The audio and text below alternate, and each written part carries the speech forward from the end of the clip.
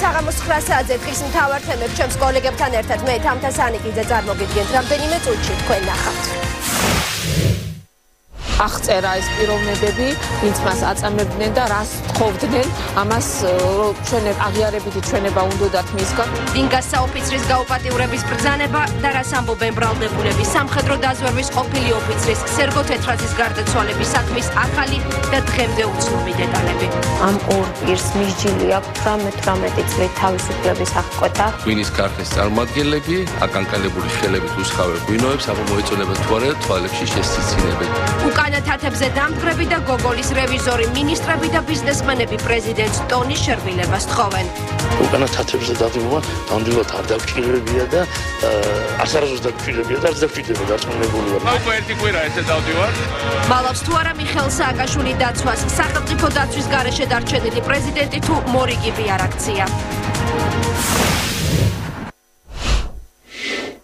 გახმაურებული საქმის შემზარავი დეტალები და მედიისთვის დახურული სასამართლო პროცესი. სამხედრო დაზვერვის ყოფილი ოფიცერის სერგო თეთრაძე გლდანის ციხის ორმა პატიმარმა სექსუალური ძალადობა განახორციელა. გამოძიებით დადგენილია, რომ ჯაშუშობისთვის ბრალდებული თეთრაძე სწორედ გაუპატიურების დროს შემოაკვდათ.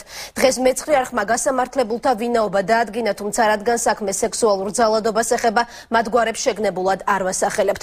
არსებობს ბრალდებულთა აღიარებითი ჩვენებებიც, სადაც აღწერილია, ვისი დავალებით მოქმედებდნენ მსჯავრდებულები. გამოძიების მასალებში ფიგურირებენ ციხის ყოფილი ხელმძღვანელები, ასევე თავდაცვის სამინისტროს ექს-მაღალჩინოსანი მეგის ქარდავა, რომელიც სწორედ ამ საქმეზე იძებნება. წამება აღიარებითი ჩვენების მოპოვების სანაცვლოდ. ნახეთ ბელა ზაქაიძის რეპორტაჟი. 57 წლის სამხედრო მზვერავის სერგო თეთრაძის სასტიკად წამებასა და გაუპატიურებაში სასამართლომ მსჯავრდებულად გლდანის მერვე დაწესებულების ორი პატიმარი ცნო. დახურულ სასამართლო პროცესზე მათ 18 წლით პატიმრობა მიესაჯათ. გამოძიება გრძელდება, ბრალდებულია კიდევ 7 პირი. სამხედრო პოლიციის ყოფილი უფროსი მეგის ქარდავა და გლდანის ციხის მაშინდელი უფროსი ალექსანდრე მუხაძე იძებნებიან. დამდგარია გამომტყუნებელი განაჩენი და ამ ორ პირს მისჯილი აქვს 18 წლით თავისუფლების აღკვეთა. ასევე თეთრაძის საქმეზე ბრალდებული სახით პასუხისგებაში მიცემულია 7 პირი. აქედან 4-ს შეფარდებული აქვს საპატიმრო ღონისძიება, 3 პირს გირაო. განაჩენი 8 თებერვალს გამოცხადდა. პროცესის დახურვა თეთრაძის ოჯახის ინტერესების გათვალისწინებით პროკურატურამ მოითხოვა, ვინაიდან საქმე სექსუალურ დანაშაულს ეხებოდა. მათ ნებაყოფლობით სურვილი გამოთქვეს, რომ მათ მიმართ განხორციელებული იყო საბრუჩ შეთანხმება და გაფორმებული იყო საბრუჩ შეთანხმება, აღნიშნული საბრუჩ შეთანხმება შედგა ოქმებზე მოეწერა როგორც ბრალდების მხრიდან ხელი, ასევე დაცვის მხრიდან ხელი და შესაბამისად აღნიშნული საბრუჩ შეთანხმება სასამართლო პროცესზე დამტკიცდა. თეთრაძის გაუპატიურებაში მსჯავრდებულები გლდანის მერვე დაწესებულების პატიმრები არიან. 2011 წლის სექტემბერში სერგო თეთრაძე სწორედ გლდანის ციხეში მოკლეს. აღიარებით ჩვენებაში მსჯავრდებულები მიუთითებენ, თუ ვისი დავალებით მოქმედებდნენ და პროკურატურასთან საპროცესო შეთანხმება გააფორმეს. გლდანის ციხეში თეთრაძის მიმართ ძალადობა ციხის სკანდალური კადრების ავტორმა ლადო ბედუკაძემაც დაადასტურა. ბატონი სერგო თეთრაძის გარდაცვალება, რომელიც არის დაზვერვის პოლკოვნიკი, რომელიც პირად და ტყვიად უშუალოდ მოკლა გაუპატიურებაში შემოაკვდა და ალექსანდრე მუხაძეს. თეთრაძის ოჯახი სასტიკი წამების ორგანიზატორებად ბაჩუ ახალაიას და მეგის ქარდავას ასახელებს და მათ დასჯას ითხოვს. სერგო თეთრაძის ადვოკატი იხსენებს მისი დაცვის ქვეშ მყოფთან იზოლატორში შეხვედრას, სადაც თეთრაძემ სამხედრო პოლიციაში წამების მონაწილეებად ბაჩუ ახალაია და მეგის ქარდავა დაუსახელა. საშინელ მდგომარეობაში ვნახე, ის იყო ძალიან ნაცემი, ეტყობოდა ესევე სილურჯეები თვალებთან, ცხვირი გატეხილი ჰქონდა, ესე იგი ძლივს უნთქავდა და კი გაუხარდა ადვოკატი რომ დაინახა, მაგრამ ფეხზეც ძლივს იდგა. აღწერა ეს პიროვნებები, ვინც მას აწამებდნენ და რას თხოვდნენ, ამას აღიარებითი ჩვენება უნდათ მისგან, თითქოს რაღაც ინფორმაციას აწვდიდა და ვინმე რუს მოქალაქეს. ყველა ის გვარი, რომელიც იყო ნახსენები,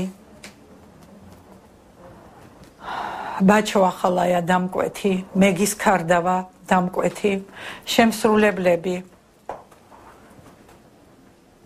ალექსანდრე მუხაძე და ოლეგ ფაცაცია უნდა იყონ და კიდე თუ ვინმე ყველას ვინც ხელიურევია ასეთი უმანკო ადამიანის სიკვდილში, ცილის წამებაში აბსოლუტურად ყველას სისხლის სამართლივ დასჯას მოვითხოვ. სამხედრო ძალების ვეტერანი პოლკოვნიკი სერგო თეთრაძე თბილისში საცხოვრებელ სახლში 2011 წლის 17 სექტემბერს სამხედრო პოლიციამ დააკავა. მას ბრალი რუსეთისათვის საიდუმლო ინფორმაციის მიწოდებასა და ჯაშუშობაში დასდეს. სერგო თეთრაძე დანაშაულს არ აღიარებდა. დაკავებიდან 6 დღეში ოჯახს აცნობს, რომ თეთრაძე გულის შეტევით გლდანის ციხეში გარდაიცვალა. კიდევ ერთი გახმაურებული საქმე 7 წლის შემდეგ ვრცელდება კორტებთან ჩადარებული ცნობილი სპეცოპერაციის ამსახველი ვრცელი მასალა კადრები მძიმე საყურებელია. ჩანაწერში ჩაცხრილული ზურა ვაზაგაშვილი, ალექსანდრე ხუბულოვი და შემთხვევის ადგილზე პოლიციელების მიერ ჩატარებული მოკლებითი სამუშაოები. ვაზაგაშვილის ოჯახის ადვოკატის მტკიცებით მასალა წლების განმავლობაში მიუწვდომელი იყო, თუმცა საპირისპირო სხვება კრიმინალური პოლიციის ყოფილი ხელმძღვანელი ირაკლი ფირცხალავა. ჩანაწერის გავრცელებას წინ უძღოდა სპეცოპერაციის დროს გადარჩენილი ფუთურიძის განმარტება, რომლის მიხედვით გასროლა მოკლულთა მანქანიდან არ მომხდარა. საქმეში დევს დამოუკიდებელი ექსპერტიზის დასკვნაც, რომელიც ოფიციალურ ვერსიას ეწინააღმდეგება.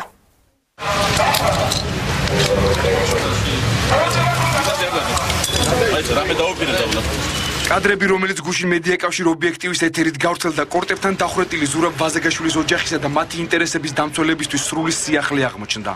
ეს კადრები არც დაცვის მხარესათვის და არ იყო ცნობილი არც პროკურატურისათვის, სხვა ვინაიდან პროცესის წარმოებული ორგანო ადასტურებს იმ ფაქტს, რომ საქმის მასალებში არ მოიძებნებოდა ვიდეო გადაღების ამსახველი დოკუმენტაცია და ეს კადრები, რომელიც გუშინ გავიდა, არის ასე ვთქვათ სიახლე.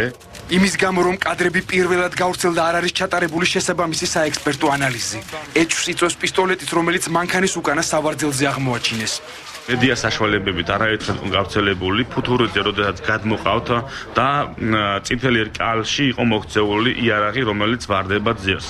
მაგრამ დღეს გუშინ გავრცელებული კადრების მიხედვით იგივე იარაღი, ვინაიდან 4 ერთეულია ამოღებული ეს ოფიციალური ვერსიითაც და დღეს გუშინ გავრცელებული კადრების მიხედვითაც იგივე იარაღი დევს უკან სალონში, მანქანის უკანა სალონში და ექსპერტები და კრიმინალისტების მიერ ამოღებულია ავტომობილის სალონიდან. განსხვავებულ ვერსიაზე საუბრობს თბილისის კრიმინალური პოლიციის უფროსის მაშინდელი მოადგილე ირაკლი ფირცხალავა. ამბობს, რომ ვიდეოს შესახებ იცოდა გამოძიებამაც და ბუბა ფუთურიძის ადვოკატმაც. მე არ ვიცი ამ ოჯახმა იცოდა თუ არა, მაგრამ ეს 7 წლის უკან ფუთურიძის ადვოკატსაც გადაეცა, მასალაში ბრალდებული იყო. ეს არის ჩვეულებრივად შემთხვევის ადგილის დათვალიერება, უწყვეტი კადრი, ვიდეო კამერით. ყველა სისხლის სამართლის საქმეს შემთხვევის ადგილის ვიდეო ფიქსირება და ეს არავითარი სკანდალური და ისეთი კადრები არ არის. კორტებთან ჩატარებული სპეცოპერაციის საქმეში ფირცხალავას კავშირზე ზურაბ ვაზაგაშვილის მამამ რამდენიმე დღის წინ განაცხადა. ყველგან აქვთ ერთი და იგივე სცენარი და ყველგან მონაწილეობდა სამი დაჯგუფება. ეს იყო ფირცხალავას და მათ ხელმძღვანელი ჯგუფი, ეს იყო გელა ანჯაფარიძე, ეს იყო კვინიკაძები, ცააძები და ძმანი მათი და მათ ხელმძღვანელობდა შინაგან საქმეთა მინისტრის მოადგილე ლევან გვაზავა. ფირცხალავა ამ ბრალდებასაც უარყოფს. იური ვაზაგაშვილი მას ჩემის აზრით ასევე განიზრახა ზეწოლა მოახდინოს გამოძიებაზე. მე უბრალოდ მინდა უთხრა ამ ფსიქოტროპული წამლების გამსაღებელს. სანამ გენერალ ლევან გვაზავაზე რამეს იტყვის, უმჯობესია პირი გამოირესხოს. 2006 წლის 2 მაისს კორტებთან სპეცოპერაციის შედეგად 19 წლის ზურაბ ვაზაგაშვილი და მისი მეგობარი ალექსანდრე ხუბულოვი დაიღუპნენ. ბუბა ფუთურიძე კი მძიმედ დაიჭრა. გამოძიებამ პოლიციელების მხრიდან მასიური ცეცხლის გახსნა საპასუხო სროლის აუცილებლობით ახსნა. ერთმა დამნაშავემ შენიშნა პოლიციის თანამშრომელი, ამოიცნო, ასე ვთქვათ, რომ ის იყო პოლიციის თანამშრომელი და ამის შემდეგ, როდესაც საცობიდან თითქმის შეუძლებელი იყო თავის დაღწევა, მოახდინა უკანა საქარე მინიდან გასროლა აღნიშნული მანქანის მიმართულებით. განსხვავებულ ვერსიას ყვება მაშინდელი სახალხო დამცველი. ექსპერტიზას ვითხოვდი წელიწად ნახევრის განმავლობაში და არ გვაძლევდნენ უფლებას, მაშინ როცა სახალხო დამცველს კანონით აქვს ამის უფლება. იქ სადაც სახელმწიფო ექსპერტიზა ამბობდა, რომ შემავალი ისა გამომავალი ტყვეები, ანუ შიგნიდან ბიჭები ისროდნენ, ის ორი ტყვეაზე იყო ლაპარაკი, წინასახარე შუშაზე აღმოჩნდა შემავალი ტყვეები. როცა სახელმწიფო ექსპერტიზა ამბობდა, რომ ბიჭებს ხელის გულზე აღმოაჩნდათ დენთის ნაკვალევი, ხა ხელის გულზე უკვე ვეღარ ჩავატარდით ექსპერტიზას, მაგრამ მანქანის საზურგებზე არ აღმოჩნდა დენთის ნაკვალევი. არა და მანქანაში ერთი ტყვეაც რო გავარდნილიყო ბიჭების მხრიდან, საზურგებზე აუცილებლად იქნებოდა დენთის ნაკვალევი. კორტებთან მომხდარი ოპერაციის საქმეზე გამოძიება ბუბა ფუტურიძის მიერ 2012 წლის ოქტომბერში გაკეთებული განცხადების შემდგომ განახლდა. მან თავდაპირველი ჩვენება სრულად უარყო. და დღის სხვა მთავარი თემები უარი დაცვას თუ მორიგი პიარ აქცია მიხეილ სააკაშვილმა აეროპორტამდე ელექტრომობილითა და კამერის თანხლებით იმგზავრა. პრეზიდენტის ადმინისტრაცია ამტკიცებს, რომ ბაქოსკენ მიმავალმა სააკაშვილმა გზა დაცვის გარეშე გაიარა, თუმცა საეჭვო მასალის მე-6 წუთი, სადაც გარკვევით ჩანს დაცვის 3 მანქანა შესაბამისი სანომრე ნიშნებით. დღევანდელი კადრების შემდეგ მმართველი კოალიცია სააკაშვილს საბოტაჟის მცდელობაში ადანაშაულებს, მის აქციელს კი უპასუხისმგებლოს უწოდებს. მთავრობის გადაწყვეტილებით ქვეყნის პირველი პირის უსაფრთხოებაზე 400-მდე ადამიანი ზრუნავს, თუმცა საპირისპიროს ამტკიცებს თავად პრეზიდენტი, რომელიც კამერების წინ დაცვასთან ერთად აღარ ჩნდება. ასე უპასუხა აეროპორტში ელექტრომობილით მისულმა მიხეილ სააკაშვილმა ჟურნალისტების შეკითხვას. პრეზიდენტი და მისი მეუღლე თბილისის საერთაშორისო აეროპორტში პრეზიდენტის ადმინისტრაციის შენობიდან ელექტრომობილით დაცვის გარეშე მივიდნენ. უკვე ერთი კვირა ესე დავდივარ, როგორც კი ნათელი გახდა, რომ დაცვის სამსახური აქვს პრობლემები სერიოზული და არაფერი ჩვეულებრივად როგორც ყოველთვის ჩვენ ვერავინ ვერ შეგვიძლია გადაადგილებას, ვერავინ ვერ შემიძლია ადამიანებთან შეხვედრას და ჩვენი ფუნქციების შესრულებას. მე ვფიქრობ, ზედმეტი დრამატიზაცია ამ სიტუაციის საერთოდ არის საჭირო და სპეკულაციები ამ თემაზე. პრესამსახურის მიერ გავრცელებულ კადრებში კარგად ჩანს, რომ აეროპორტისკენ მიმოვალ პრეზიდენტს დაცვის მანქანა შორი ახლოს მიყვება. მიხეილ სააკაშვილმა სახელმწიფო დაცვაზე უარი გუშინ, მას შემდეგ განაცხადა, რაც მთავრობის გადაწყვეტილებით პრეზიდენტის დაცვის სამსახური 400 კაცამდე, ხოლო დაფინანსება 7 მილიონ ლარამდე შემცირდა. თავარია, რომ მისი უსაფრთხოება სტანდარტი არ იყოს სოფლიოში აღიარებულ სტანდარტზე დაბალი და მთავრობის შეთავაზება სწორედ ამაში იყო. პრეზიდენტის გადაწყვეტილებას უსაფრთხოების ექსპერტები აფასებენ და დაცვის სამსახურით სარგებლობაზე სააკაშვილის უარს მისივე უპასუხისმგებლობით ხსნიან. ჩემი აზრით არის ერთი საინტერესო ვერსია. ხომ არ იყო პრეზიდენტის ეს განცხადება გამოწვეული იქით, რომ უშუალოდ პრეზიდენტის დაცვის სამსახურში არავის არ უნდა მუშაობა. ფსიქოლოგები კი სააკაშვილის უარს პიარ კამპანიის ნაწილად მიიჩნევენ.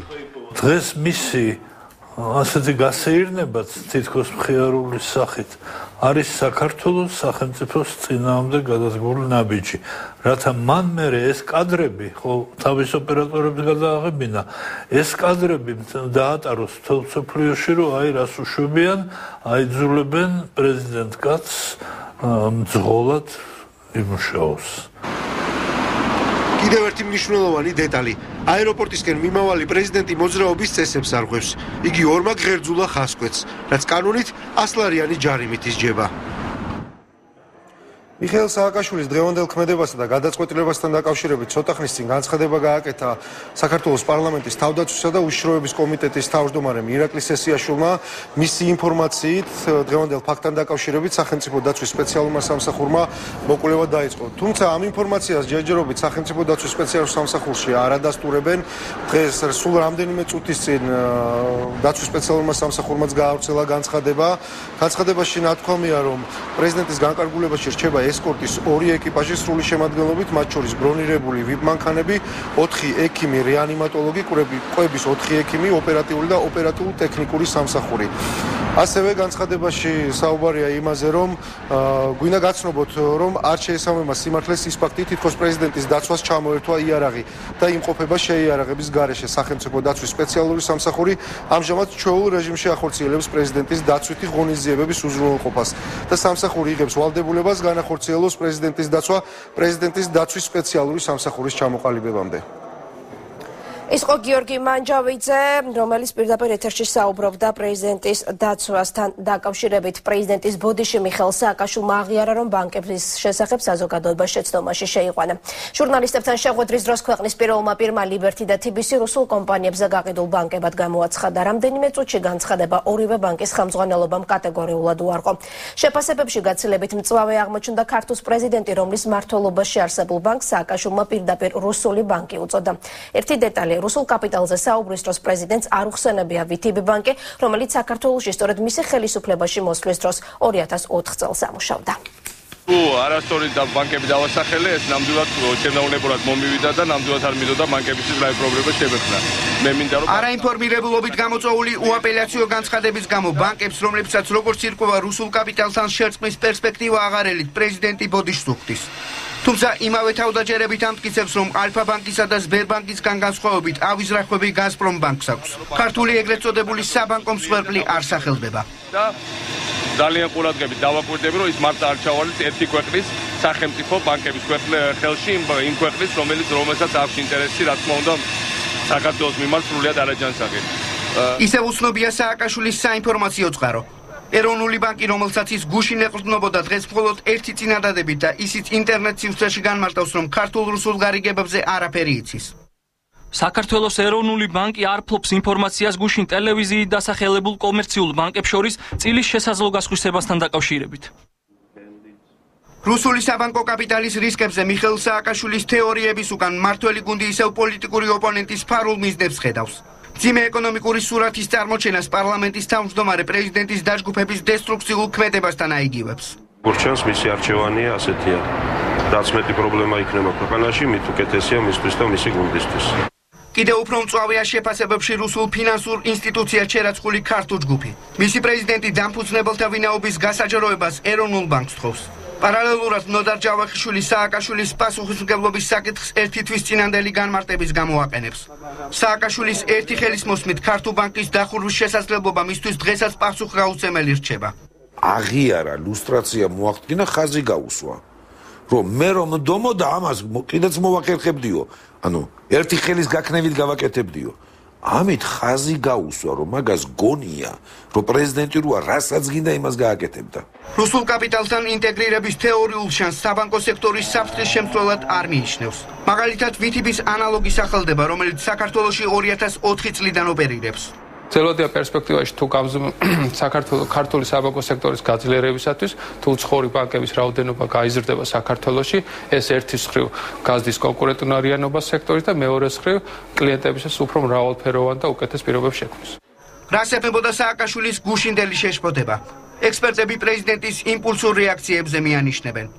მე ვფიქრობ, რომ ეს მოყვა უბრალოდ მის ემოციურ სიტყვას და ბუნებრივი არის რჩებაში დაბეჭდილება, რომ ეს გაკეთდა სიტუაციის უტრირებისათვის. სწორედაც რომ განსაკუთრებით რუსეთთან მიმართებაში. ექსპერტული შეფასების მიუხედავად, ქართველი ბანკირები მიხეილ სააკაშვილის პროგნოზებში საფრთხეს ვერ ხედავენ. საბანკო სექტორი პრეზიდენტის მკვეთ რეაქციებს უკვე შეეგუა. რეზონანსული აღმოჩნდა პრეზიდენტის ის განცხადებაც, სადაც მიხეილ სააკაშვილმა მინისტრები უკანა თათებზე დამდგრებად მოიხსენია. სააკაშვილი რუსი ექსპერტების ვიზიტით არის გაღიზიანებული, რომლებიც თბილისში გენადი ონიშენკომ ქართული ღვინისა და მინერალური წყლების შესამოწმებლად გამოგზავნა. სწორედ მათი დასკვნის შემდეგ უნდა დაბრუნდეს ქართული პროდუქცია მრავალწლიანი ემბარგოს შემდეგ რუსულ ბაზარზე. უპასუხისმგებლო ასე აფასებენ მინისტრები და მეღვინეები პრეზიდენტის გამოსვლას. მთავრობა სააკაშვილს ტონის შერბილებისკენ მოუწოდებს. თუ სიტუაცია არ დარეგულირდება, უკან გავიწვევთ ექსპერტებს და შევაჩერებთ საქართველოს ტერიტორიაზე მუშაობას. ეს ინტერვიუ სააგენტო ინტერფაქს რუსეთის მთავარმა სანიტარულმა ექიმმა გენადი ონიშენკომ სააკაშვილის გუშინდელი განცხადების შემდეგ მისცა. საქართველოს პრეზიდენტს როსპოტრებნაძორის ექსპერტების ჩამოსვლამ გოგოლის რევიზორი გაახსენა, ქართული ღვინის წარმოებელი კომპანიების ხელმძღვანელები და მთავრობის წევრები კი უკანა თათებზე დამდგარ ფინიებს შეადარა. ონიშენკომ არ დაგვდო პატივი, არ ჩამოვიდა, იმიტომ რომ ის ქართველებს მუქთახურებად და უსაქმურებად მიიჩნევს, როგორც თვითონ თქვა. მაგრამ ჩამოვიდა მათი დელეგაცია და უკანა თათებზე დამდგარი ჩვენი ჩინოვნიკები, ესეთი ჩვენი ღვინის ქარხნის წარმომადგენლები, აკანკალებული ხელებით უსხავენ ღვინოებს, აბა მოეწონება თუ არა თვალებში შესციცინებენ ჩამოსულ რუს ჩინოვნიკს. პრეზიდენტის გუშინდელი და ონიშენკოს დღევანდელი ინტერვიუების შემდეგ საგანგებო განცხადება გაავრცელა ქართული ღვინის ასოციაციამ. იმ კომპანიების ხელმძღვანელები, რომლებსაც გასული დღეების განმავლობაში რუსი ექსპერტები სტუმრობდნენ და ქართულ ალკოჰოლურ სასმელებს გემოს უსინჯავდნენ, პრეზიდენტის განცხადებას საფრთხის შემცველად მიიჩნევენ. ნებისმიერი მოქმედება, განცხადება, რომელმაც შეიძლება რისკის ქვეშ დააყენოს, რა თქმა უნდა, არ შეიძლება იყოს ახმული პოზიტიურად. ის პროცესი, რომელიც დაიწყო, ძალიან მნიშვნელოვანია სამომავლოდ ქართული ღვინის დარგისთვის და მიგვაჩნია, რომ ნებისმიერი შეფერხება აი ამ ძალიან წარმატებით დაწყებული პროცესისა არ წაადგება ქართული მეღვინეობის დარგის განვითარებას. უკანა თათებზე დადგომა ნამდვილად არ დაგვჭირებია და არასდროს დაგვჭირებია და არც დაგვჭირდება დარწმუნებული ვარ მით უმეტეს რუს ექსპერტებთან. ექსპერტების გათვლით ქართული ღვინის რუსულ ბაზარზე დაბრუნების შემთხვევაში ყველაზე დიდ ეკონომიკურ დოვლას გლეხები მიიღებენ. დღეს სააკაშვილის განცხადებას კახეთიდან კახელმა მევენახეებმაც უპასუხეს.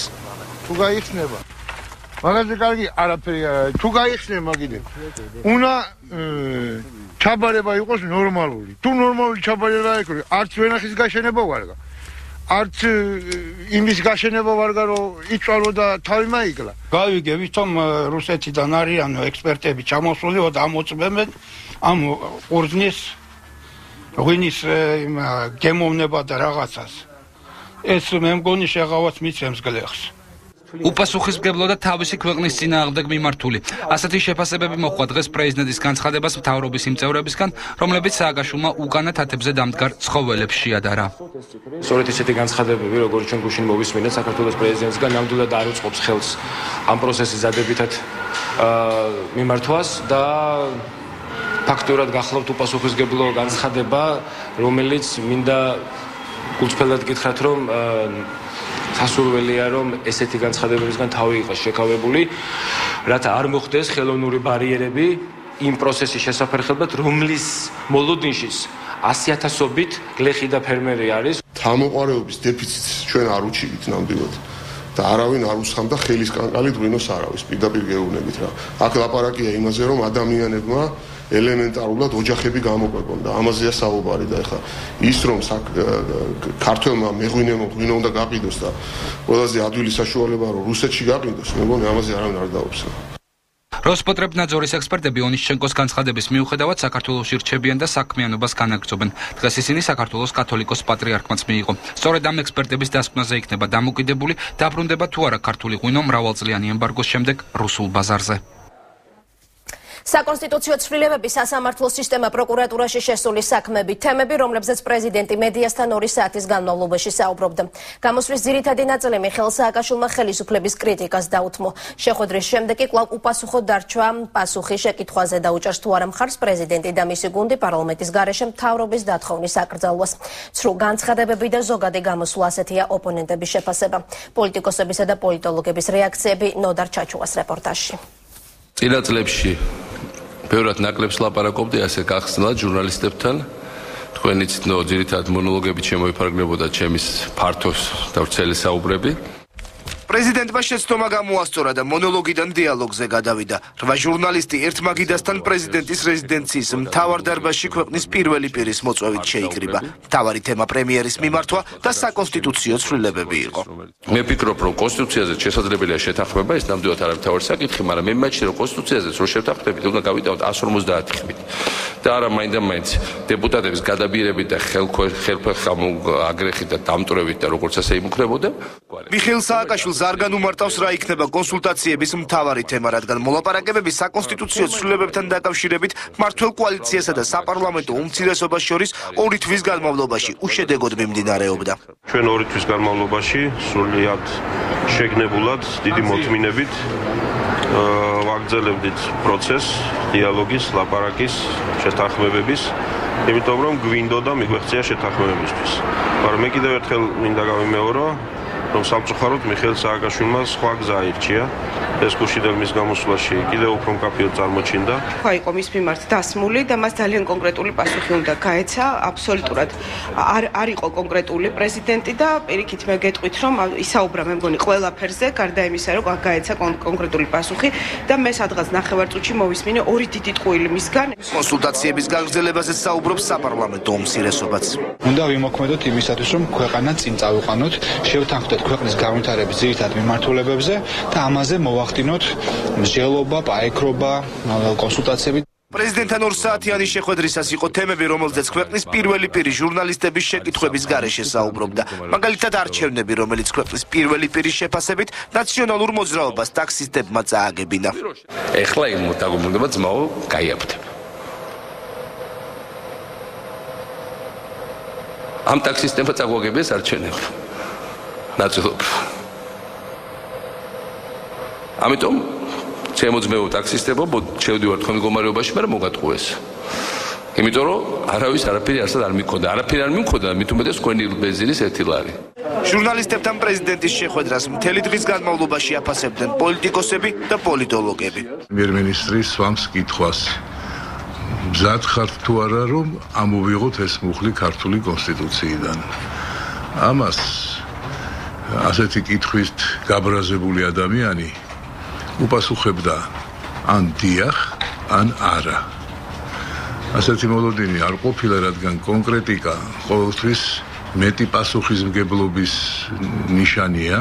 მე პირადად მცხვენია, რომ ჩვენ ტირაჟირებას ვუკეთებთ ასეთ პრეზიდენტს და არა ვითხოვთ ავამოქმედოთ კონსტიტუციის ის ნორმა, რომელიც ავადმყოფობის გამო საშუალებას იძლევა პრეზიდენტს ვადამდე ადრე შეუწყდეს უფლებამოსილებას. გუშინდელი შეხვედრის დასაწყისისგან განსხვავდებოდა დასასრული. სტუმრად მისულ ჟურნალისტებს ქვეყნის პირველი პირი ჩაით გაგვიმასპინძლდა, თუმცა მასპინძელმა პრეზიდენტმა შეხვედრა ისე დატოვა, არათუ ჩაის დალევა მედიის ზოგიერთ წარმომადგენელს შეკითხვის დასმაც არ აცადა. ეს არის ჩემი პასუხი ამ ყველაფერს. დიდი მადლობა. პრეზიდენტო. დიდი მადლობა, მოდავში. მიხეილ სააკაშვილის გადაწყვეტილება, რომელმაც შესაძლოა უკრაინიდან ოლეგ მელნიკოვის ექსტრადიცია შეაფერხოს. საერთაშორისო ძებნელი საქართველოს მოქალაქე გახდა. სააკაშვილის ბრძანებით უკრაინიდან საქართველოში ჩამოსულ და საზღვარზევე დაკავებულ სვიატოსლავ მელაის ქართული პასპორტი მისცეს. ოფიციალური მონაცემები მელაის შესახებ არის უკრაინის მოქალაქე თაღლითობაში ბრალდებული და პრეზიდენტთან დაახლოებული მომღერლის ტელეკომპანია პიკის ყოფილი წამყვანის ივანა მელაის მამა. ჩნდება შეკითხვა, რა დამსახურებისთვის მიანიჭა პრეზიდენტმა მოქალაქეობა უკრაინელი სამართალდამცავების მიერ ძებნელს, რომელსაც უკრაინელი დეპუტატი მილიონობით გრივნის მითვისებაში ადანაშაულებს. მით უმეტეს იმ ფონზე, რომ მოქალაქეობის მიღებასთან დაკავშირებული პროცედურები განსაკუთრებით არის გამკაცრებული. ამ დოკუმენტით მიხეილ სააკაშვილმა ინტერპოლის მიერ წითელი ცირკულარი ძებნილ უკრაინის მოქალაქე სვიატოსლავ მელაის საქართველოს მოქალაქეობა მიანიჭა. უკრაინელი მომღერლის ივანა მელაის მამა, რომელიც თაღლითობისთვის იძებნებოდა, ქართველმა მესაზღვრეებმა თბილისის საერთაშორისო აეროპორტში დააკავეს. რა დამსახურებისთვის მიანიჭა პრეზიდენტმა მოქალაქეობა პატიმარ სვიატოსლავ მელაის მეცხრე არხის შეკითხვაზე პრეზიდენტი ასე პასუხობს. მე მინდა გითხრათ, რომ ყველა ეს განცხადება მოქალაქეობის თაობაზე გადის ძალიან სერიოზულ ფილტრზე, როგორც შეწყალების თაობაზე. ეს არასოდეს არ არის პრეზიდენტის ერთპიროვნ განცხადება. მქონია გამონაკლისები, როცა გამიკეთებია ერთპიროვნ განცხადება, მაგალითად ზადლერსი საპატიო მოქალაქეობა ლატვის ყოფილი პრეზიდენტი, სადაც მე თვითონ ვიცი, რას ბოლომდე ჩამოყალიბებული არავის აზრი არ მაინტერესებს. ყველა დანარჩენი აქ არის კომისია და ეს კომისია იხილავს პოლიტიკურ მიზანშეწონებას, ქვეყნის ეროვნულ ინტერესებს. არასოდეს ეს არ არის პიროვნული, ყოველთვის ამოვდივართ იმიდან ჰუმანიტარული ეროვნული ინტერესები და ქვეყნის პრესტიჟი და რა არის კარგი საქართველოსთვის. სააკაშვილის ფავორიტი ივანა მელაი ოჯახის წევრებთან ერთად თბილისში იმყოფება, თუმცა მშობლებზე საუბარი კამერების წინ არ სურს. ჩემი და ჩემი მშობლების ცხოვრებასთან დაკავშირებით კომენტარს ვერ გავაკეთებ. უკრაინელი სპეცსამსახურები ივანა მელაის მამას განსაკუთრებით დიდი ოდენობით სხვისი ქონების დაუფლებაში ადანაშაულებენ. საერთაშორისო დამნაშავეები იქნებიან დაკავებულები, როგორც ჩვენი მოთხოვნით, აგრეთვე უცხო ქვეყნის მოთხოვნით და მოხდება მათი ექსტრადირება იმ ქვეყნებში, რომელიც იქნებიან ამისი მომთხოვნები. უკრაინის რადის დეპუტატი იაკობ ტაბაჩკინი მელაის საერთაშორისო თაღლითს უწოდებს და მილიონების მითვისებაში ადანაშაულებს. ივანა მელაის მამა სამართალდამცავებმა გასული წლის 23 ნოემბერს დააკავეს. სვიატოსლავ მელაიმ დაკავებიდან მალევე საქართველოს მთავრობას პოლიტიკური თავშესაფარი სთხოვა, თუმცა მელაის განცხადება ტოლვილთა განსახლების სამინისტრომ არ დააკმაყოფილა. მას უარი ეთქვა ტოლვილის სტატუსის მინიჭებაზე. მოგახსენებთ, რომ მეორე მუხლი ითვალისწინებს პოლიტიკურ, რელიგიურ და სხვა მწამსით დევნილობას, ტოლვილობას, ხოლო მეოთხე მუხლის მიხედვით პირს უნდა მიენიჭოს ტოლვილის სტატუსი, თუ ის არის, თქვა, საომარი მოქმედებების მსხვერპლი ან სტიქიური უბედურების მსხვერპლი. შესაბამისად, კანონმდებლობის შესაბამისად, მას უარი ეთქვა ყოველი სტატუსის მინიჭებაზე. ამის მიუხედავად პრეზიდენტმა სამოქალაქო რეესტრის გვერდისავლით სვიატოსლავ მილაის საქართველოს მოქალაქეობა მიანიჭა. არ არის გამორიცხული პრეზიდენტის ეს გადაწყვეტილება საქართველოს და უკრაინას შორის სკანდალის საფუძველი გახდეს. დაუბრუნდით პირდაპირ ეთერში, ეს არის ახალი ცხრაზე. ეკაბესელია ნაციონალურ მოძრაობას საბოტაჟის მცდელობაში ადანაშაულებს. ადამიანის უფლებათა დაცვის კომიტეტის თავმჯდომარე ღიად ამბობს, რომ ოპონენტთა ბოლოდროინდელ განცხადებებსა და სახელმწიფო უწყებების წინააღმდეგ დაწყებულ კამპანიას კონკრეტული მიზანი აქვს. პრეზიდენტის მიერ კონსტიტუციით მინიჭებული უფლებამოსილების გამოყენება და ქვეყანაში დესტაბილიზაციის შექმნა. შესაბამისი განცხადება დეპუტატმა ცოტა ხნის წინ ბიუროს ხდომაზე გააკეთა. მირიან გორგოძეს ჩავთავთ ახლა პირდაპირ ეთერში. მირიან, უფრო კონკრეტულად რა იგულისხმა ეკაბესელიამ საკუთარ განცხადებაში და როგორი არის ოპონენტების პასუხი? ბოლო პერიოდში სხვადასხვა უწყებებში სულ უფრო ხშირად ვლინდება ფაქტები სახელმწიფოს გამართული საქმიანობისთვის ხელის შეშლის მცდელობის შესახებ. ეს განცხადება ბიუროს ხდომაზე, დღევანდელი ბიუროს ხდომაზე გააკეთა უმრავლესობის დეპუტატმა ეკაბესელიამ. მისი თქმით, ბოლო პერიოდში ნაციონალური მოძრაობის შიგნით არსებული რადიკალური ჯგუფები საბოტაჟის მოწყობის გზით ხელოვნურად ცდილობენ გამოიწვიონ საზოგადოების უკმაყოფილება და მოამზადონ ნიადაგი იმ ავტორიტარული საკონსტიტუციო მუხლის ამოქმედებისათვის, რომელიც იწვევს ხალხისთვის დემოკრატიული არჩევნების წართმევას და ნაცმოძრაობის მიერ უკანონოდ ხელისუფლების მიტაცებას. ეკაბესელიას თქმით, მიუხედავად იმისა, რომ ბოლო პერიოდში სამინისტროები აქტიურად ებრძვიან და ამარცხებენ კონკრეტული საბოტაჟის ფაქტებს მათ უწყებებში, ძალიან მნიშვნელოვანია, რომ შინაგან საქმეთა სამინისტრომ მოახდინოს რეაგირება არა მარტო განხორციელებულ საბოტაჟზე, არამედ აღკვეთოს ნებისმიერი ესეთი ტიპის გამოვლინება. ბუნებრივია, დღესვე ბიუროს ხდომაზე უმრავლესობის განცხადებას მოჰყვა გამოხმაურება საპარლამენტო უმცირესობის წარმომადგენლების მხრიდან. ჩვენ ახლა შეგვიძლია პირდაპირ ეთერში ეს განცხადებები მოვისმინოთ. რა არის საბოტაჟის მიზანი? როგორ ჩანს აპრილში მათი სურვილია, რომ ამოქმედეს კონსტიტუციის ის ნორმა, რომელიც გულისხმობს პრეზიდენტის უფლებას პარლამენტის თანხმობის გარეშე დაითხოვოს მთავრობა და გამოწვეული იქნას ქვეყანაში პოლიტიკური კრიზისი. შესაძლებელია ამ ერთიანი გეგმის ნაწილი იყოს ჩაშლილი მოლაპარაკებები საკონსტიტუციო ცვლილებებთან დაკავშირებით. ყოველ შემთხვევაში მე განვიხილავდი ამას როგორც ერთიანი გეგმის ნაწილს. პრეზიდენტს ვიმეორებ, რომ აქვს უფლება დაითხოვოს მთავრობა, მაგრამ მთელი საქართველოს გასაგონად ვამბობ, პრეზიდენტს არ აქვს არანაირი რესურსი და არანაირი ინტერესი გამოიყენოს ეს უფლება. კიდევ ერთხელ ვამბობ, რომ დავშვიდდეთ. არ აქვს არამარტო ინტერესი, არ აქვს რესურსიც ბატონებო და ჩვენ ამას ვაღიარებთ. თქვენ დღეს ვცდილობთ გადავყაროთ პრობლემები, რომელიც ქვეყნის წინაშე დგას არარსებულ საფრთხეებზე. გიმეორებ, ჩვენ საფრთხე არსებობს, როგორც კი პრეზიდენტი სააკაშვილი გამოიყენებს ამ უფლებას. კაკო ბობოქიძე ვაცხადებ, პრეზიდენტს უნდა თუ არ უნდა მოწოს თუ არ მოწოს, პრეზიდენტის იმპიჩმენტზე გიჭერთ ხარს.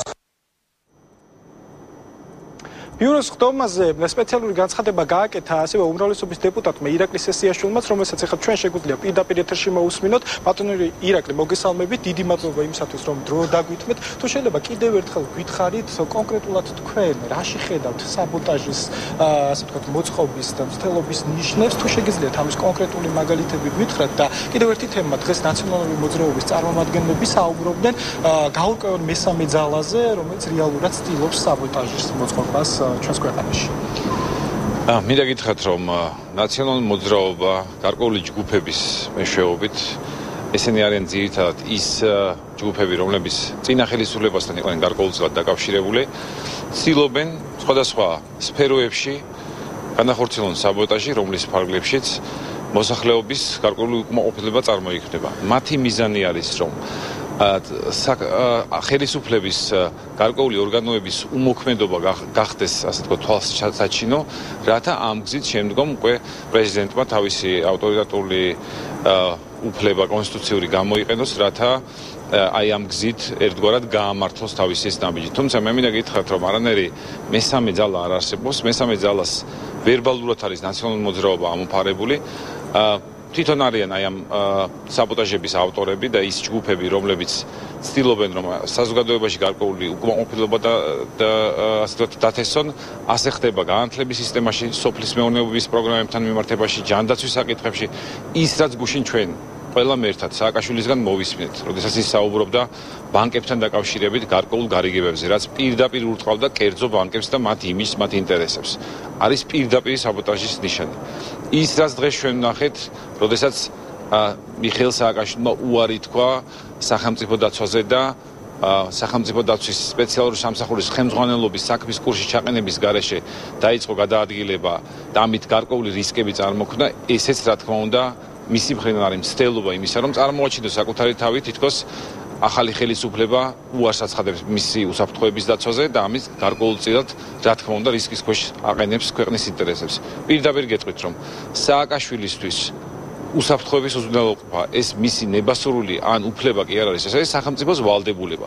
როდესაც ცდილობ, რომ თავი დააღწიო ამ ვალდებულებას, რათა წარმოჩინდეს შენი ხელისუფლება როგორც უმოქმედო და არაეფექტური ინსტიტუტების მქონე, რა თქმა უნდა, ესეც საბოტაჟის ნიშნებს შეიცავს. ამიტომ ჩვენ მოუწოდებთ უმცირესობას, ნაციონალური მოძრაობის იმ რადიკალურ ფრთას, რომელიცაც ასეთი იდეები მოსდის თავში, რომ ჩვენს მიერ აბსოლუტურად ყველა მიმართულებით სიტუაცია კონტროლირდება, ჩვენ ყველა შემთხვევაზე მოვახდინეთ რეაგირება და მეცაც გეტყვით, ისიც ვიცით თუ რა მომავალში, ასე ვთქვათ, რა ტიპის გეგმები გააჩნიათ. ამიტომ ჩვენ მიმართავთ პირველ რიგში უმცირესობის ამ ლიდერებს და ვთხოვთ, რომ ჩაითრევენ საზოგადოების იმ ნაწილს აი ამ საბოტაჟში, რომლებიც ნებსით თუ უნებლიეთ შეიძლება გახდნენ სისხლის სამართლებელი პასუხისმგებლები აი ამ თავიანთი საქმიანობისთვის. აქ არის ძალიან მარტივი ვითარება.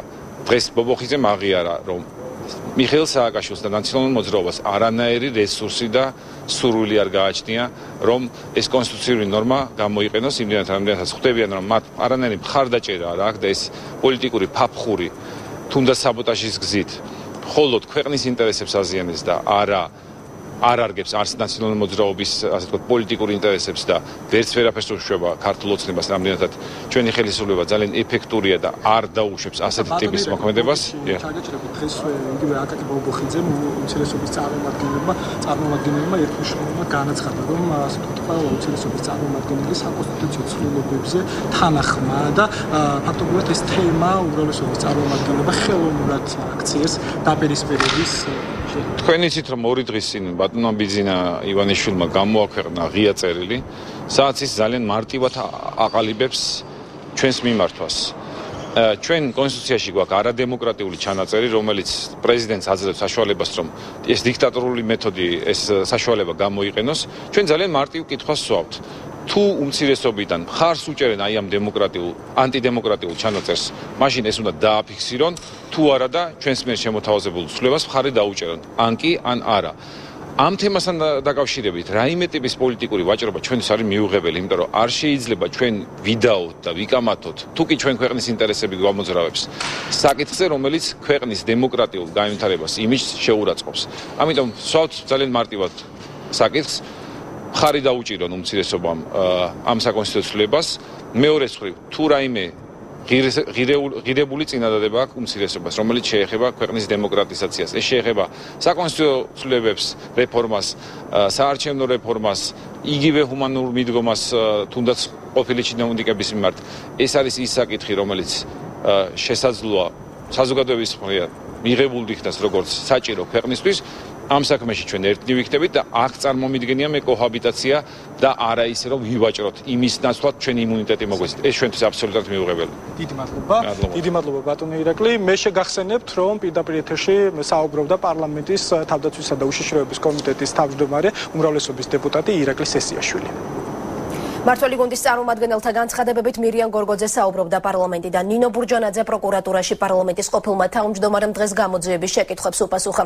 დემოკრატიული მოძრაობის ლიდერი 26 მაისის მოვლენებზე დაკითხეს შენობიდან გამოსვლამდე კი ბურჯანაძემ საგამოძიებო უწყებაში 30 თანაგუნდელი სია დატოვა, რომლებიც გამოძიებასთან თანამშრომლობას ითხოვენ. მალე საქმეში სავარაუდოდ ახალი გარემოებები გამოიკვეთება. 26 მაისს დაზარალებული რამდენიმე პირი პროკურატურაში საჩივრების შეტანას აპირებს. მოწმისა და დაზარალებული სტატუსით მთავარ პროკურატურაში ჩვენების მისაცემად მისული დემოკრატიული მოძრაობის ლიდერი გამომძიებელთა შეკითხვებს თითქმის 5 საათის განმავლობაში პასუხობდა. ნინო ბურჯანაძემ პროკურატურას ინფორმაცია 26 მაისის მოვლენებთან დაკავშირებით მიაწოდა. პარლამენტის ყოფილ თავმჯდომარეს საქმის ობიექტურად გამოძიების იმედი აქვს. მართლაც დავინახე, რომ არის ძალიან სერიოზული დაინტერესება პროკურატურის მხრიდან, ძალიან სერიოზული ინტერესი გამოავლინა თავად გამომძიებელმა, რომელიც მართლაც ინტერესდებოდა ფაქტებით, კონკრეტული დეტალებით რაც აჩვენებს იმას, რომ სურვილი იმისა, რომ გამოძიება იყოს მართლაც ძალიან ობიექტური, არის ნამდვილად რეალური. თავარ პროკურატურას გამოძიების მოთხოვნით მიმართავს საქმის კიდევ ერთი მოწმე ოლეგ ჟვანია იმ მაღაზიის მფლობელია, რომლის სახურავზეც 27 მაისს ორი გარდაცვლილი მამაკაცი იპოვნეს. ნიკა კვინტრაძე და სულიკო ასათიანი აქციის მონაწილეები იყვნენ. ჟვანია იხსენებს, როგორ აიძულებდნენ შინაგან საქმეთა სამინისტროს თანამშრომლები ფაქტების გაყალბებას. მითხრეს, რომ აი კაბელი გადაჭრილი არისო და ეს გადაჭრილიო დაუკონტაქტდაო სახურავსო და ამ სახურავმა მოკლაო შეიწირა ორი ადამიანიო. მე მას უსმინე და მითხრეს, რომ ეს ახლა გავაფორმოთო, აი ესე როგორც არისო, დამუქრევები დამიწყეს, რომ შენ ეს უნდა აღიარო, ესე უნდა თქვა. ბოლოს და ბოლოსო ომხედავ არა რა სიტუაცია არისო. გამოძიებისთვის ჩვენების მიცემას აპირებს ერთ-ერთი გარდაცვლილის სულიკო ასათიანის ოჯახი. მისი მეუღლე გარდაცვლილის ცხედარზე ფიზიკურ დაზიანებებს იხსენებს და მათ მიმართ ზეწოლაზე საუბრობს. სახე მოქცეული ქონდა. აი ეს ხელები, აი ეს თითები, მარცხენა ცაცია იყო ჩემი მეუღლე, აი ეს თითები ქსუ გარაის ქონდათ. გადატყაული, გარაძვალი უჩანდა, ძვალიც აღარ იყო, ისე იყო. ყელი გამოხებული. უნდა გავჩუმებულიყავი. არა მეღიარებია, იმიტომ რომ შვილითაც მე შვილს სხვას კი არაფერს არ მეუბნებოდე. შვილს გავფრთხილდ. 26 მაისის აქციის დარბევასთან დაკავშირებით ვრცელი ანგარიში მოამზადა ახალგაზრდა იურისტთა ასოციაციამ. არასამთავრობო ორგანიზაციაში სახელმწიფოს მხრიდან ადამიანის უფლებების დარღვევაზე საუბრობენ. 2011 წლის 26 მაისს აქციის დაშლის დროს პრინციპში იყო ადამიანის უფლებათა დარღვევის მასობრივი დარღვევები, რომელზეც სათანდო რეაგირება სახელმწიფომ არ მოახდინა. აი ამ შემთხვევაში პრინციპში ძალიან სერიოზული პრობლემები იყო 26 მაისთან დაკავშირებით, იმიტომ რომ სახელმწიფომ არა მხოლოდ არ მისცა გასასვლელები აქციის მონაწილეებს, არამედ მათ წინააღმდეგ ინტენსიური პოლიციური ძალა გამოიყენა, როდესაც უკვე მათი ეფექტური კონტროლის ქვეშ მყოფი აქციის მონაწილეების მიმართ ფიზიკურ ძალას იყენებდნენ. თავარმა პროკურორმა ჟურნალისტებთან შეხვედრაზე განაცხადა, რომ აქციის დარბევასთან დაკავშირებით საქმის გამოძიება გრძელდება და ასობით ადამიანი უკვე დაიკითხა.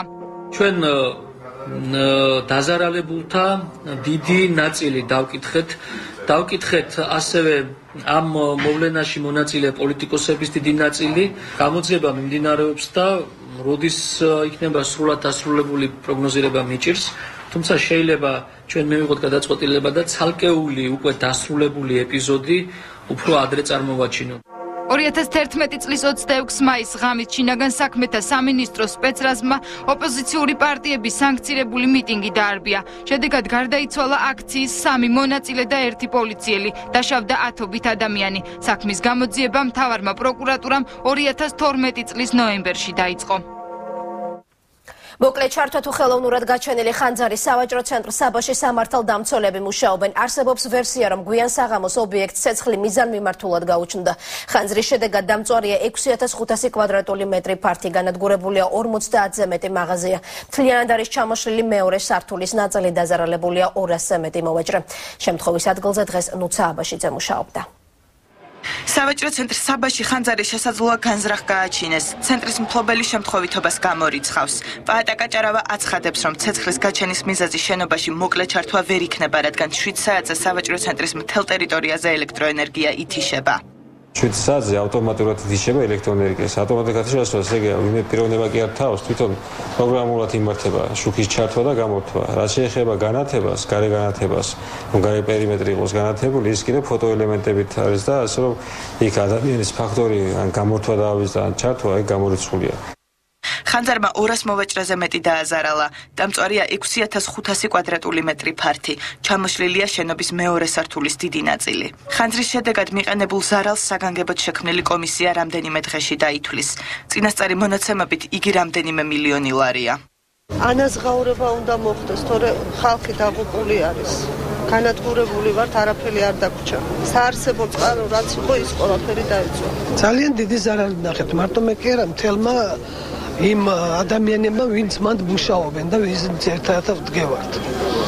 სულ მცირე, ალბათ 1 მილიონი ზარალი მაინც არის ამ ხალხის კისერზე. ხანძრისგან გამოწვეული პრობლემების მოგვარებამდე დაზარალებულ მოვაჭრეებს გადასახადები გადაუბადდებათ. სესხის გადავადების შესახებ მოლაპარაკებები მიმდინარეობს ბანკებთანაც. ხალხს 200.000-ები, 100.000-ები ბანკიდან აქვს ცეცხლები გამოტანილი. ავეჯი 200 კვადრატში ახლა რამდენი ავეჯი უნდა ყოფილიყო რომ დაიწყო. 5-ში თუ ვერ გადავიხადეთ, 6-ში უკვე პროცენტი გვერიცხება საურავი გენაცვალე და რა არანაირი სახსრები არ აქვს. ხანძარის სავაჭრო ცენტრში გუშინ საღამოს ცხრის ნახევარზე გაჩნდა. ცეცხლის ჩასაქრობად საგანგებო სიტუაციების სამსახურის 20-მდე ავტოცისტერნა, 3 სპეცმანქანა და სამაშველო ჯგუფები გვიან ღამემდე მუშაობდნენ. გამოცხადებული იყო 3 ნომერი, რომელიც ნიშნავს ძალიან დიდ გამოცხადებას, მობილიზაციას 35 მანქანამდე თითქმის მთელი თბილისის გარნიზონი იყო მობილიზებული და მუშაობდა 200-300 მეხანძრე. დაზარალებულებს ალტერნატიული ფართი უკვე შესთავაზა სავაჭრო ცენტრის მფლობელმა. დამწვარი ტერიტორიის სრულ აღდგენამდე ისინი ალტერნატიული ფართით უსასყიდლოდ ისარგებლებენ. საკანონმდებლო ხარვეზე, რომლის გამოც შესაძლოა გაზრდილი კომუნალური გადასახადები დაგეკისროთ უცხო ქვეყნის მოქალაქეებს თქვენს ბინებში ჩასაწერად თქვენივე ნებართვა აღარ სჭირდებათ. შესაბამისად, თბილისში რამდენიმე მოქალაქემ საკუთარ ბინაში ჩაწერილი უცხო პირები აღმოაჩინა. მიზეზი გამარტივებული რეგისტრაცია, რაც კანონით არის ნებადართული. ერთის შეხედვით უმნიშვნელო ხარვეზმა ბინის მესაკუთრე შესაძლოა სერიოზული პრობლემები შეუქმნას. არ არის გამორიცხული, რომ საქმე სასამართლომდე და ქონების დაყადაღებამდეც კი მივიდეს. ამდენი სული არ წერი ვართ ამ ოჯახში და წავედი გასარკვევად იუსტიციის სამინისტროს სახლში. ჩემ გვარების და ჩემი შვილების გვარების მერე იყო 4 ჩინელია ჩაწერილი რა. მაზმიშვილების 4 წევრიანმა ოჯახმა ბოლო თვის წყლის გადასახადი 8 სულზე მიიღო. მოგვიანებით ამის მიზეზი გაარკვიეს. მათთან 4 უცხოელია ჩაწერილი. ხაინ ხონგიანს, ჭანგ სინიუეს, ლინგ ხოლქსიასა და იანგ საიულინგს მაზმიშვილები არ იცნობენ. ოჯახის ფიქტიური წევრების მოძებნაში მათ იუსტიციის სამინისტრო დაეხმარა. საბოლოოდ ზედმეტი გადასახადი უცხოელებმა გადაიხადეს. რეგისტრაცია კი შეცდომით ახსნეს. ეს ის შემთხვევაა, როცა აქ სულადობითაა გადასახადი განსაზღვრული წყლის და ამან დააფიქსირა, რომ ის ოჯახზე ზედმეტი სულია მოწერილი, ამიტომ ისცა იმ სრულობა. ის ვინც იხდის გადასახადს წყლის მრიცხველის მიხედვით, აზზე არ იქნება და აზზე ვერ მოვა. იმ ფაქტზე, რომ მას ბევრი ყავს მოწერილი, ადვილი შესაძლებელია, რაიმე სამართალდარღვევის, რაიმე კრიმინალის მოხდენის შემთხვევაში პასუხისგებლობა ამ ოჯახზე გადმოვიდეს. სანამ მესაკუთრე შეძლებს იმის დამტკიცებას, რომ ესა თუ ის პიროვნება ამის ამარძე არ ცხოვრობდა და არასწორად მოხდა მის რეგისტრაციის გადასახადები ერიცხება და ზოგი შემთხვევაში შეიძლება საერთოდაც მქონია პრაქტიკაში ეგეთი შემთხვევა, რომ ვერც დაუმტკიცებია და მეორე სერიოზული პრობლემა, რაც შეიძლება ამას მოყვეს, არის ის, რომ ზოგადად, როდესაც ამა თუ იმ პიროვნებას კონკრეტული პირის ვალი აქვს და საახსრულებო წარმოება ამ კუთხით დაწყებული. აღმასრულებელი გარდა უძრავი ქონებისა აყადაღებს ხოლმე მოძრავ ნივთებს. პრობლემა, რომელსაც შესაძლოა მსგავსი შედეგები მოჰყვეს, კანონში არსებული ხარვეზის ბრალია, ასეხსნიან იურისტები. მოქალაქის საცხოვრების დასარეგისტრირებლად ბინის მესაკუთრის თანხმობა საჭირო არ არის. უფრო მეტიც, სამოქალაქო რეესტრი ვალდებული არ არის გადაამოწმოს, ნამდვილად ცხოვრობს თუ არა ადამიანი კონკრეტულ მისამართზე. დროებითი ბინადრობის ნებართვის მქონე უცხოელის რეგისტრაციისთვის საკმარისი არის მხოლოდ მისი განცხადება. მოთხოვნა ყველას მიმართ არის, რომ სადაც ფაქტიურად ცხოვრობენ, იქ გაიარონ რეგისტრაცია.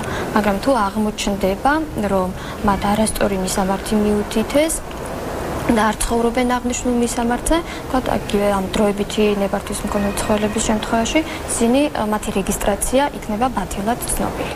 კანონით სამოქალაქო რეგისტრაციის ბათილად ცნობისთვის მესაკუთრემ რეესტრის სამსახურს განცხადებით უნდა მიმართოს. რეესტრი მოკვლევას იწყებს. პროცესი დაახლოებით 1 თვეს გრძელდება. მაგრამ როგორც ახალგაზრდა იურისტთა ასოციაციაში აცხადებენ, ხშირად შეცდომა ბინიდან მოქალაქის ამოწერით სწორდება. დარიცხული დავალიანების თუ დაყადაღებული ქონების პრობლემის მოგვარება კი მოქალაქეებისთვის ახალი დავების საფუძველია. საკანონმდებლო ხარვეზით საბოლოოდ მოქალაქეების არალდებიან. და დღის კიდევ ერთი მთავარი თემა, რატომ დარჩა ათასობით მოქალაქე სოციალური შემწეობის გარეშე. დღეს სოციალური მომსახურების სააგენტო განმარტებას აკეთებს. აღმოჩნდა, რომ მიზეზი სახელმწიფო უწყებებიდან გამოთხოვილი ინფორმაცია. ოფიციალური მონაცემების მიხედვით უმწეოებს სოლიდური წლიური შემოსავლები აღმოუჩინეს. მათ მფლობელობაში ძვირადღირებული ავტომობილებიც კი დააფიქსირეს. თუმცა თავად ბენეფიციარებმა არ იციან, საიდან მოხდა მათ ანგარიშზე დიდი ოდენობით თანხა. ფაქტებზე სავარაუდოდ გამოძიება დაიწყება. დასუფთავების სამსახურში დასაქმებულმა მარინა თევდორაძემ შემოსავლების სამსახურის მონაცემების მიხედვით 2012 წლის ივნისში ხელფასის სახით 5.009 ლარი აიღო, ხოლო ივლისში 1.995 ლარი და 5 თეთრი. დაახლოებით ამ რაოდენობის ხელფასი უფიქსირდებოდა რამოდენიმე თვის განმავლობაში, თუმცა თავად თევდორაძე ამ ფაქტს აბსურდს უწოდებს. სოციალური მომსახურების სააგენტოში აცხადებენ, რომ თევდორაძეს დახმარება სწორედ ამ მონაცემების მიხედვით შეუჩერეს. 2012 წლის ივნისის თვეში თქვენმა ხელფასმა შეადგინა 5009 ლარი და 82 თეთრი. 2012 წლის ივლისის თვეში 1095 ლარი და 5 თეთრი. არ ვიცი, როცა მე მივედი და ამოვიღე ამ მონაწერი, მე და ნაქვია შემოსავლების სამსახურიდან, იქ მეთხრეს, რომ ანუ სამსახური გიფიქსირებს 800 რაღაცა ლარსო. მეთქი არ არსებობს ნებისმიერი მეზობე გააჩერეთ და იკითხეთ რამდენი აქვს ხელფასი. შემოსავლების სამსახურში აცხადებენ, რომ თევდორაძის შესახებ მონაცემები დასუფთავების სამსახურმა მიაწოდა. დასუფთავების სამსახურში თევდორაძისათვის მსგავსი რაოდენობის ხელფასის დარიცხვას უარყოფენ. ალბათონი მარინა თევდორაძის და არა მხოლოდ მისი ზოგადად ხელფასების შესახებ ინფორმაცია შემოსავლების სამსახური იღებს დამსაქმებელი ორგანიზაციის მიერ. ამ კონკრეტულ შემთხვევაში ალბათონი მარინა თევდორაძის კუთვნილი ხელფასის შესახებ ინფორმაცია შემოსავლების სამსახურს მიაწოდა მისმა დამსაქმებელმა თბილისის მერია. ჩვენი მხრიდან კიდევ ერთხელ მეორებ რომ არ არის ამ ადამიანზე რამე განსაკუთრებით დიდი ოდენობით თანხები ჩარიცხული, ანუ არის აგერ ამ მონაწერიც მაქვს. არის ყოველთვიურად მხოლოდ და მხოლოდ მისი ხელფასის მასშტაბში ხელფასის ოდენობით თანხები ჩარიცხული. ეს არის დაახლოებით 330 ლარის ფარგლებში, როგორც ყველა მეეზო. მარინა თევდორაძის მსგავსად სოციალური დახმარება კიდევ 5934 ადამიანს შეუჩერდა, 11846 კი შეუწყდა. სოციალური მომსახურების სააგენტოში აცხადებენ, რომ დახმარების შეჩერება შემოსავლების სამსახურიდან გამოთხოვილი მონაცემების მიხედვით მოხდა. მიღებული ინფორმაციის მიხედვით 32 ოჯახს, რომელიც უმწეოთა ბაზაში ფიქსირდებოდა, წლიურ შემოსავლად 50000 ლარი აქვს დაფიქსირებული. 6147 ოჯახის შემოსავალი კი 5-დან 10000 ლარამდეა. შემოსავლების სამსახურიდან მიღებული ინფორმაციის თანახმად ხუთ მეაქციოთ ყურადღება. 50000 ლარზე მეტი შემოსავალი დაუფიქსირდა უმწეოთა ბაზაში არსებულ 32 ოჯახს. 40000-დან 50000-მდე შემოსავალი დაუფიქსირდა 31 ოჯახს. 20000-დან 40000-მდე შემოსავალი დაუფიქსირდა 392 ოჯახს.